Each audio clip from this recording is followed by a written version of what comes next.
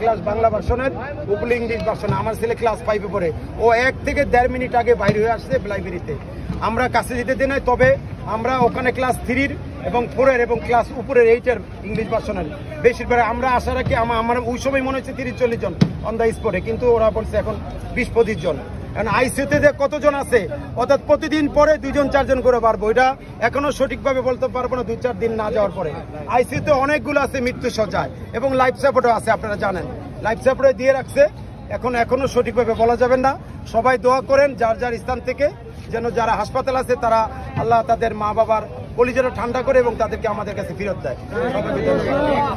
আর একটা প্রশ্ন, আমি স্টুডেন্ট, এখান থেকে হেলিকপ্টারে স্পট ডেট লাশ নিয়ে গেছে 18টা, এরপরে হাসপাতালে লাশ মরছে, আমরা নিজেরা এরপরে লাশ বের করছি।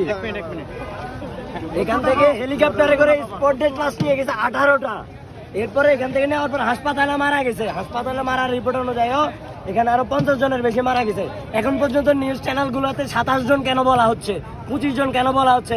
আমরা নিউজ চ্যানেলগুলোর কাছে প্রশ্ন করলাম, আপনারা নিউজ করতে না পারলে এখানে আসবেন না। এমনকি কালকে রাতের অন্ধকারে লাশ চুরি করে ভিতরে অ্যাম্বুলেন্স নিয়ে আসছে, অ্যাম্বুলেন্স নিয়ে রাজনীতি করে ওরা। লাশ নিয়ে তারা বলছে সন্ধ্যার আগে সকল কার্যক্রম শেষ। তাহলে এখন কিসের জন্য? আমি স্টুডেন্ট, আমি হোস্টেলে থাকি, আমরা নিজের ঘটনা সামনে থেকে দেখছি।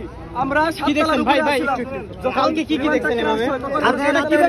কালকে রাতে 1টা বাজে আমরা শুনতে পাই অ্যাম্বুলেন্স ঢুকছে ক্যাম্পাসে।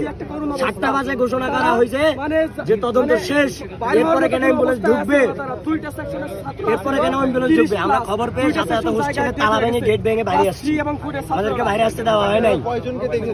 আমরা তো উদ্ধার কাজে ছিলেন, সেই ক্ষেত্রে আপনারা কি দেখেছেন? আমরা দেখছি সে মানুষগুলা মানে সেনাবাহিনী আমাদের ভিতরে ঢুকতে দেয় না, অতগুলো আমরা বাইরে মানে যে ছাত্রগুলা মানে আহত ছিল তাদের শুধু ধরতেছিলাম, হাতগুলা ধরতেছিলাম, হাতগুলা ফুলে পড়তেছিল ভাই। বিশ্বাস করেন তাদের নিয়ে তারপরে হেলিকপ্টার আসে, হেলিকপ্টার আসে না হলেও ভাই 50+ আর রিপোর্ট করে 9 জন ছাত্র মাত্র মারা গেছে।